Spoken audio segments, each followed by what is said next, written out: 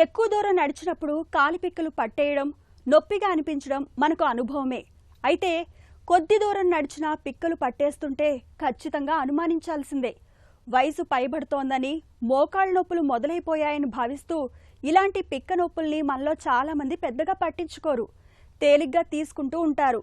నిజానికి ఇలాంటి పిక్క నొప్పులు వెనుక కొన్నిసార్లు ప్రమాదకరమైన పీవీడీ జబ్బు కారణంగా ఉండే అవకాశం ఉంది. పెరిఫెరల్ వాస్క్యులర్ డిసీజ్ గా పిలిచే ఈ జబ్బు గురించిన మరిన్ని వివరాలను ఇప్పుడు తెలుసుకుందాం.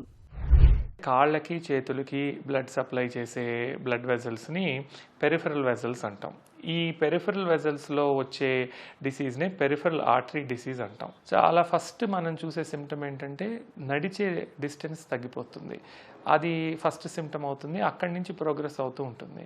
ఇది మనకి ఉన్నా కూడా ఇది ఏదో ఏజ్ వల్ల వచ్చిందనో లేకపోతే కండరాలు పట్టేస్తున్నాయని నెగ్లెక్ట్ చేస్తూ వెళ్తే ఒకరోజు రెస్ట్ పెయిన్గా అది కనుక ఆ క్లాట్ రప్చర్ అయ్యి ప్లాక్ రప్చర్ అయ్యి క్లాట్ అయితే సడన్గా కాళ్ళకి రక్త ప్రసరణ ఆగిపోయి అక్కడ పెయిన్ రావడం, లేదంటే పుండు డెవలప్ అయ్యి దాన్ని మానకపోవడం, గ్యాంగ్రీన్ డెవలప్ అయ్యి పూర్తిగా పాదమే తొలగించాల్సిన అవసరం రావచ్చు.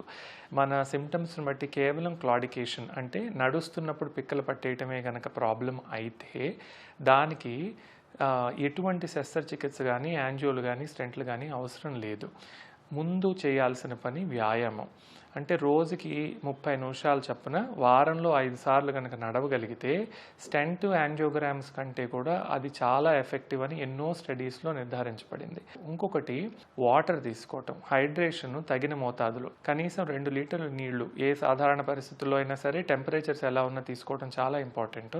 ప్రోటీన్ ఇంటేక్, శాకాహారులు అయినా సరే మాంసాహారులు అయినా సరే మన ఆహారంలో ప్రోటీన్ మోతాదు ఎంత ఉందో చూసుకొని కనుక ఇంప్రూవ్ చేసుకోగలిగితే బ్లడ్లో విస్కాసిటీ మెయింటైన్ అయ్యి దాని ద్వారా సర్క్యులేషన్ చాలా వరకు మెయింటైన్ అయ్యే ఛాన్సెస్ ఉంటాయి.